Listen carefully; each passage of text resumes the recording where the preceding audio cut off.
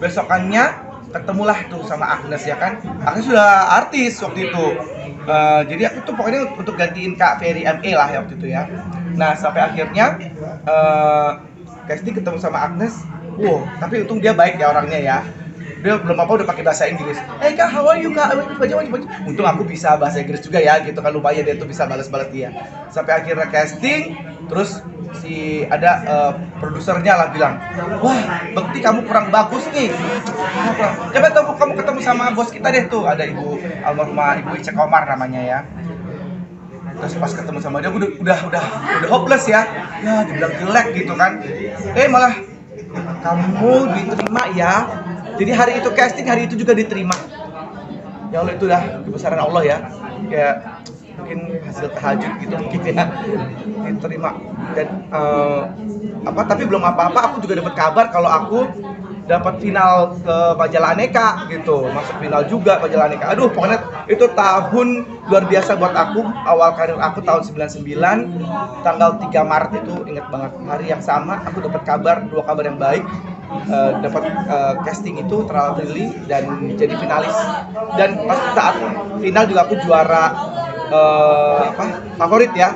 Aku bareng sama Dini Aminarti, sama Asti Ananta, itu sama satu lagi. Itu doang. Ya itu. Akhirnya ya disitulah awal muasal aku. Oke, tidak dikit dong. Akhir pekan nanti ada pembukaan Piala Dunia 2022. Masih ada Bekti ngikutin juga nggak sih atau seperti apa? Nggak terlalu ikutin sih. Tapi maksudnya tapi kalau euforia. Ya euforianya pasti ikutin kan ya. Sekarang ini kan kita bisa nontonnya langsung di TV nih ya, jadi udah digital pula gitu kan, jadi lebih bersih, lebih jernih, jadi tuh bola akan kelihatan kemana arah gitu ya, jernih banget tuh kan. Jadi ya tentunya ikut memeriahkan juga lah nanti. Ada negara yang dijauhkan mungkin antara negara-negara Eropa lah paling ya gitu. Coba mudah-mudahan sih dari Eropa, apa mungkin Jerman atau Belanda gitu ya. Apa sih? Maksudnya punya pengalaman saat merayakan euforia Piala Dunia? Pernah. Pas kapan ya? Ya pokoknya pas udah mau finalnya lah gitu kan, kita bikin acara nonton bareng, itu kita dateng, kita ikutan juga ya, sambil kerja juga gitu, MC juga gitu kan. Jadi riuh rendah lah pokoknya di sebuah tempat gitu ya, di eventnya tuh keren banget. Nah sekarang ya mudah-mudahan bisa dapat job lagi lah untuk jadi nggak cuma nonton doang tapi juga ngejob juga ya gitu. Nasional, terus ikutan ajang yang lebih ini lagi, waktu itu ikut Cipta Bintang Sinetron, disiarin 6 stasiun TV swasta waktu itu ya, tahun 96 itu ditayangin, itu live langsung sampai ngebuat papaku tuh terharu di rumah ya, karena aku menang juara 1 nasional waktu itu ya. Terus ajang berikutnya aku ikutan lagi Abang None dari wilayah Jakarta Timur, aku masuk ke 3 besar, terus dikirim ke DKI. Itu juga dibuat live di RCTI dulu ya, pemilihan Abang None itu ya. Terus tapi itu kalah ya. Itu agak kecewa sebenarnya, kok aku bisa kalah waktu itu ya, karena mungkin kemudahan sih waktu itu kayaknya. Terus akhirnya dari situ ikut lagi coba masukin ke majalah Aneka gitu ya. Alhamdulillah masuk di situ.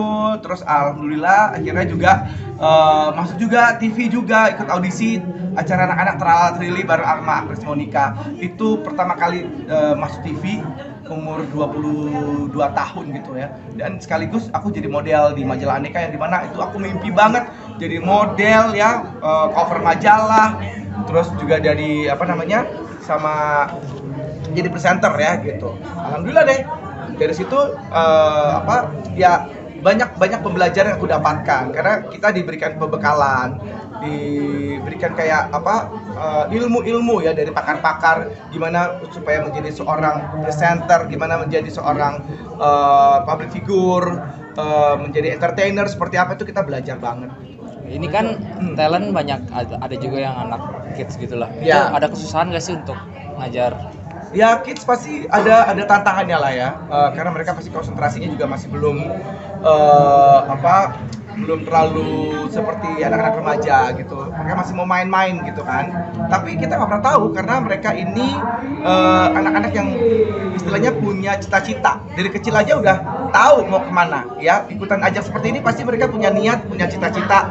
Mungkin aja memang ini keinginan orang tuanya ada gitu. Cuma si anaknya juga ada keinginan gitu. Jadi harus sinkron ya, harus berbarengan gitu. Jangan cuman ibunya doang yang memang ini keinginan orang tua ya. Jangan sampai seperti itu karena nanti anaknya juga akan jadi stres, anaknya juga nanti akan merasa tertekan gitu. Tapi kalau dilihat dari sekarang ini, anak-anak yang ada sekarang ini ya mereka memang mau atas kemauan mereka sendiri gitu.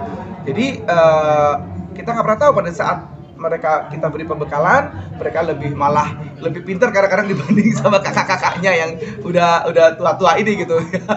Jadi mereka malah adalah kids ini kan mereka di golden age-nya mereka kan. Jadi mengabsorb atau menyerap ilmu itu akan lebih mudah dibanding sama mereka-mereka yang udah dewasa. Seperti waktu itu kenapa sih alasannya sampai mau jadi artis gitu dan usaha sedemikian rupa. Terus terakhir sampai akhirnya bisa masuk TV pertama kali. Apa yang dirasakan Mas Mukti? Oke. Jadi memang dulu waktu masih kecil kan zaman dulu kita TVRI ya zaman dulu ya. Nontonnya tuh ya udah paling habis main-main sama teman-teman gitu tetangga. Nah, aku nonton TV gitu kan, masih kecil dulu tuh, SD gitu ya. Dan berasa TV aku masih hitam putih zaman dulu. Tetangga-tetangga mah udah berwarna ya gitu ya. Aku TV tapi berasa kayaknya itu indah banget di dalam kotak kecil TV itu. Terus udah gitu aku sampai ngikutin cara dia presenter, bawain berita kayak gimana, acting gitu di kaca gitu.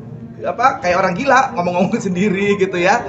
Nah, sampai akhirnya aku bikin seolah-olah kita lagi ada show gitu. Kalau di TV kan suka ada nyanyinya, ada presenternya. Kalau dulu tuh namanya Anikarya Safari gitu.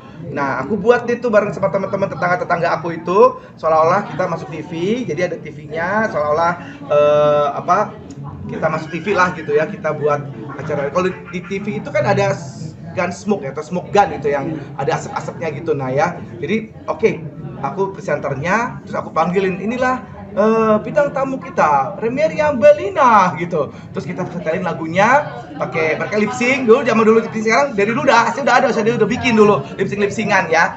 Jadi kalau sekarang kan udah TikTok segala macam gitu kan lip syncan. Sekarang dari dulu udah bikin saya.